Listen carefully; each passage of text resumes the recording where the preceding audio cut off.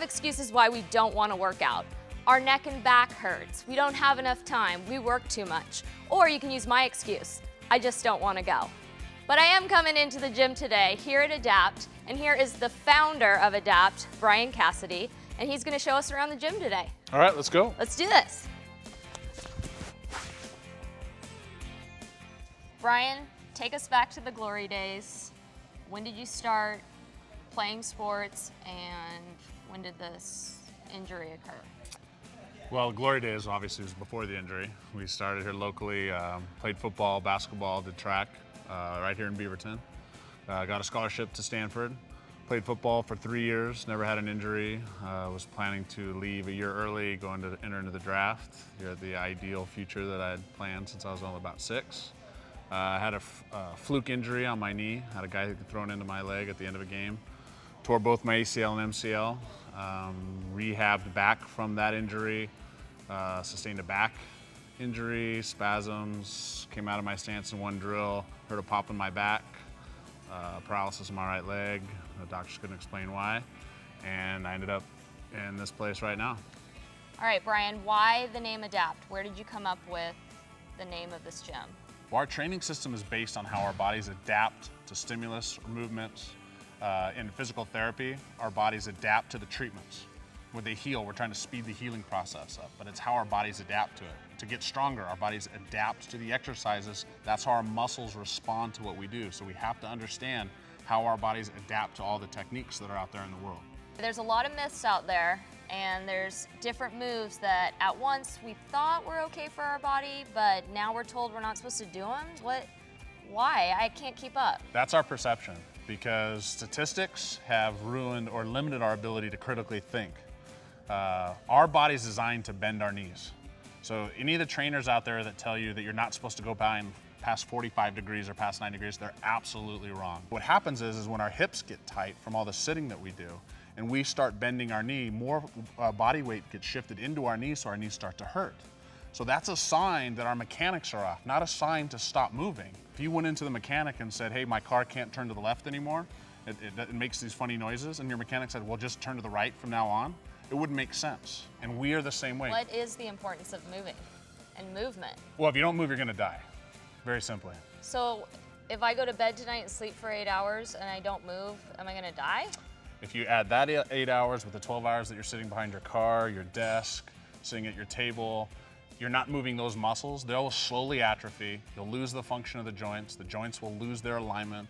All your plumbing, your circulatory system, respiratory system, all the things, the pipes that go through your body, they start becoming impinged, and you will slowly lose your ability to live. Sounds exciting, huh? I don't want to die. Move or die. Move or die. It's a good bumper sticker. I thought so. Okay, I've noticed that there's 2 different areas in this gym. What are the differences between Adapt Advanced and this area over here that we are in right now? Well, actually, there's 5 different levels of different types of functional movement. But when you look at Advanced, those are people that have neurological deficiencies. So when you rebuild that structure, you have to understand all the components that go along with those neurological deficiencies, whether they injured their spine, stroke victims, Parkinson's. When you're retraining their muscular structure, you have to understand the nuances that go along with those injuries to rebuild them from scratch.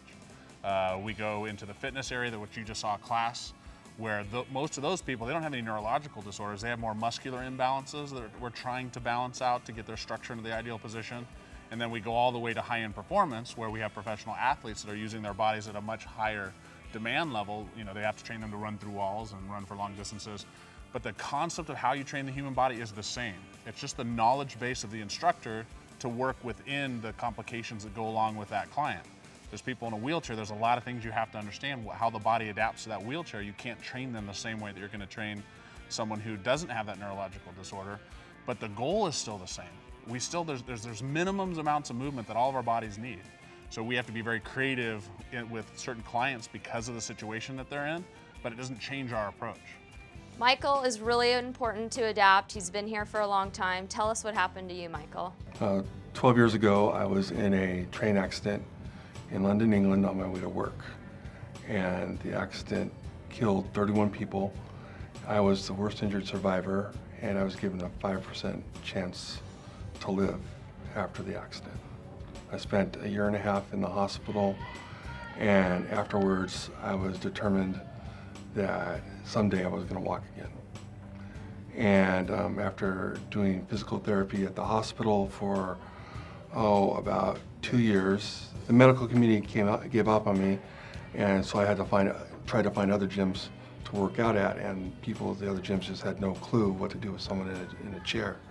And so I found a place, a home here at Adapt, where they know about people in chairs and how to work with people with spinal cord injuries. And since I present sort of like a spinal cord injury, they could work with me and help me regain the ability to walk again and help me channel some of my energy and drive towards something positive in my life. Tell me about your amazing staff and what you have to offer here at Adapt. So the staff itself is an amazing collection of education.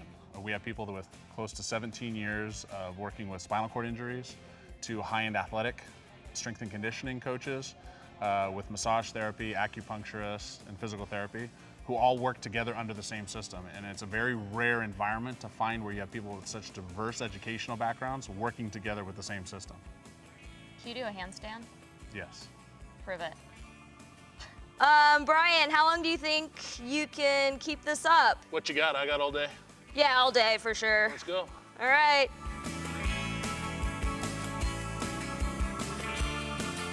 If I wanted to come to Adapt, how does this process start? Do I just walk in and take one of these classes? No. Everyone starts off with an evaluation. It depends on what your personal goals are, whether it's to run a marathon or to get out of a wheelchair. It doesn't really matter in terms of our process, because we're going to evaluate the function of your body that walks through the door. So we want to know, how are your muscles working, how are your joints operating, and then what do you want to use your body for? And we design a training program or protocols from your starting point to that finishing point. But it's all custom based on what our tests show us about how your body's currently working. So you're not just thrown into a generic program. You're actually analyzed to see what are the strengths and weaknesses of your current structure, and what type of exercises does your body need to adapt correctly to get the results you're looking for. All right, I'm here with Brian and the lovely co-owner, Kirsten. And today he's going to show us the standards for Adapt. Now, what are those? Well, the standards are physical tests that you should be training for if you're in any type of training environment. So whether you're at a gym or doing workouts at home, these are the things you should be training for. These are maximizing your body's function overall. So you can test to see how your body's doing. So if people at home can't do these basic 3 moves, what are you saying? Well, you're saying that their joints are vulnerable. They're vulnerable to injury, doing activities. These are the minimums. Most people do the things they're already good at. So they overwork the muscles that are already strong and ignore the weaker muscles because it's not as much fun. All right, so there's 3 of them. Can you do these at home? So these are 3 examples of our standard test. So one of them is going to be called the static lunge. So Kirsten's going to take a big step forward. She's going to start on the ground. Go ahead and join her, facing her forward. You're going to get to 90 degrees. You're going to come up, straight up, so your upper body should not go forward. So to test yourself, you can put your front toe against a wall, and your knee and your face should not run into the wall as you do this test. She's going to go ahead and lift up, straight up, and come down, and you're going to do this 5 times. This is what you're going to test first before you do the actual standards test. If you have any pain and discomfort trying to accomplish this, you're not going to do the test. You know that these are the areas you need to work on, because our hips are designed to move in those ways. So running, jogging, hiking, walking, those are all predicated on the ability to do what she just did. So the actual standard test, if you pass that, stay in the position. So you're going to drop down, and she's going to lift her knee up off the ground for about 2 inches. She's going to hold this position for a minute. If you cannot hold this position for a minute, that means you don't have the endurance to go and do activities. What if you went on a long hike? Go ahead and stand up. Now she's going to switch legs. Should be even right to left. And if you can't do this and you're working at a gym or training at home or working with a trainer, these are the goals that you want to say, I need to get to this point. Now I can use my body for whatever I want to out in the real world. These are the minimums that we should be able to do.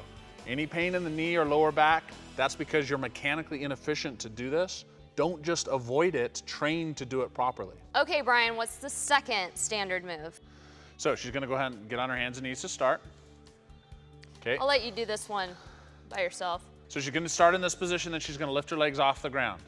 This is called a plank in a lot of yoga classes. Now our stomach should be tight, our butt should be tight, our back should be tight. You should be able to hold this for 30 seconds before you start this test. So the actual, if your wrists hurt right now, go ahead and relax for me a second, Kirsten. If your wrists hurt in that position, that means that your elbow and shoulder blade and your spine, something's out of alignment, so it's forcing the weight in your wrist the wrong way. It's not that you just have weak wrists, it's that the alignment is off. So what a lot of people, especially women, will avoid this because there's a little pain there, instead of train towards the ability to do it. Don't just get into a machine that works the muscles. You need to be able to do this, and that's the efficiency of the elbows, the wrist, and the shoulders. So the actual test itself is she's gonna have to break plane. Her elbows have to get to 90 degrees and back up. And you should be able to do, women should be able to do 20 of these, and men should be able to do up to 50 of these. And that's a test of efficiency and performance. Now, I can go out in the real world and use my body without it being vulnerable. This is like a performance test for a machine. Okay, go ahead and relax. So those are minimums of the upper body. And if you really want that symmetry, because a lot of women train and men train to look good, when everything's balanced, that's when you get the ideal look that everyone's going for. Okay, the third and final. I know I can do the first two. So what's okay, the we're third gonna one? force you into this next one. So a lot of people, you should never get tired standing. Holding up your own body, it should be very easy to do. Your lower back shouldn't get tired, your thighs shouldn't get tired, your upper neck a lot of times, believe it or not, getting tired standing. So this test is the ability to support your own body weight in a standing position. So one of the tests for that strength is what we call an air bench, or a lot of people know it as a wall sit. So what she's gonna do is she's gonna go to 90 degrees, and you're gonna go right next to her. And you're gonna walk your feet out, and you can have someone next to you kind of judging the 90 degrees. She should be able to, her knees shouldn't be over her toes, and you should be pushing against the wall and have your entire back up against the wall. Now you should be able to hold this. Our test is for 3 minutes.